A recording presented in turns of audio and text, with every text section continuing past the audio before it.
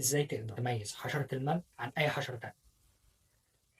باختصار، حشرة المن هي حشرة ثاقبة مص، تقدر إن هي عن طريق أجزاء فمها الثاقبة المصة تخترق أنسجة النبات وتسحب العصارة النباتية بكل سهولة. طولها من 1 ل 3 متر، جسمها طري، لونه أخضر أو أصفر أو أسود أو أحمر، وده بيختلف على حسب النوع وعلى حسب النبات العام. نقدر نميز حشرة المن عن طريق الأنابيب الموجودة في آخر المنطقة. الأنابيب دي اسمها الكرونكلز ومسؤولة عن إفراز مواد تحذيرية لما الحشرة بتحس بالخطر. لما النبات بيتصاب بحشرة المن في علامات تقدر تميز بيها الإصابة حتى لو الحشرة مش موجود، زي جلود الانسلاخ أو الندوة العسلية. طيب يعني إيه جلود الانسلاخ؟ جلد الانسلاخ هو عبارة عن غلاف خارجي الحشرة بترميه لما بتكبر في الحجم لأنه بيكون ضيق عليها، وده مؤشر قوي يخلينا نفهم إن الحشرة بتبتدي إن هي تبني أعداد بكمية كبيرة على النبات اللي موجود عليه حاليا، وبعد كده هتبتدي ان هي تتنقل لنباتات تانية موجودة حواليها. لو حابب تعرف ازاي كمل معايا لاخر الفيديو. بس الاول، يعني ايه ندوة عسلية؟ هي عبارة عن مادة سكرية المن بيخرجها بكمية كبيرة بتزيد عن حجم جسمه. طيب ليه المن بيمتص كمية عصارة نباتية كبيرة وبعد كده يتخلص منها في صورة ندوة عسلية؟ ببساطة،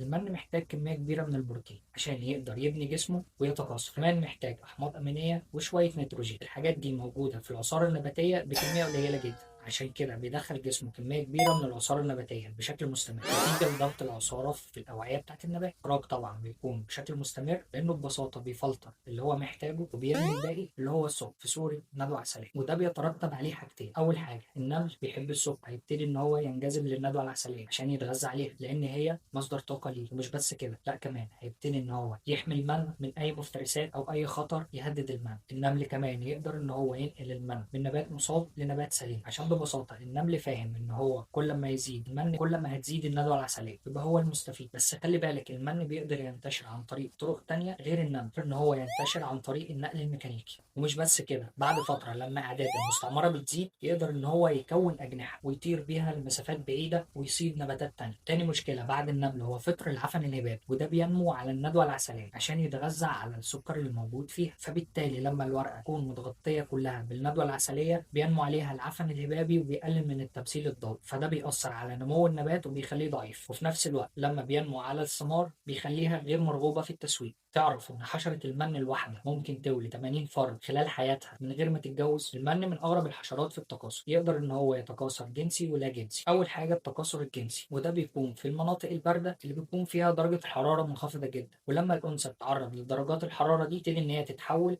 لذكر، تتزاوج وتبتدي الانثى ان هي تحط بيض، والبيض ده بيقدر ان هو يستحمل درجات الحراره المنخفضه دي لحد ما الظروف تبتدي ان هي تتحسن شويه، والبيض ده بيفقس يكون اناث، والاناث دي تبتدي ان هي تكمل دوره حياتها. التكاثر اللاجنسي، وفي حشره المن تقدر ان هي تحط افراد كامله التكوين من غير ما تتجوز ولا حتى تحط بيض، لان ببساطه انثى المن تقدر ان هي تنتج اجنه داخل جسمها من غير ما تمر بمرحله البيض. والاغرب من كده ان الحريات دي تبتدي ان هي تتغذى بعد الولاده مباشره، لان ببساطه الاجنه دي مكتمله التكوين داخل جسم الام من حيث الجهاز الهضمي والجهاز التناسلي. وبعد مرور من 3 ل5 ايام من الولاده تقدر الحوريه دي هي كمان تنتج جيل جديد. وزي ما قلت لكم قبل كده ان الجهاز التناسلي للاجنه بيبقى كامل داخل جسم الام، فسبحان الله الاجنه دي تبقى حامل وهي جوه جسم امها، وده معروف بتداخل الاجنه او تلسكوبينج اوف جينيريشن. يلا نحسب مع بعض، انثى من واحده تعتلي كام فرد خلال فتره حياتها؟ انثى المن تقدر ان هي تعيش من 25 يوم ل 30 يوم، ممكن كمان تكسر الرقم ده. خلال الفتره دي الانثى الواحده تقدر تلد في اليوم من 3 ل 7 افراد. افترض ان هي هتعيش 25 يوم بس وهتلد في اليوم الواحد 3 حوريات، يبقى هي هتولد 75 فرد خلال فتره حياتها. خلي بالك احنا كده حسبنا على اقل فتره ممكن تعيشها حشره المن،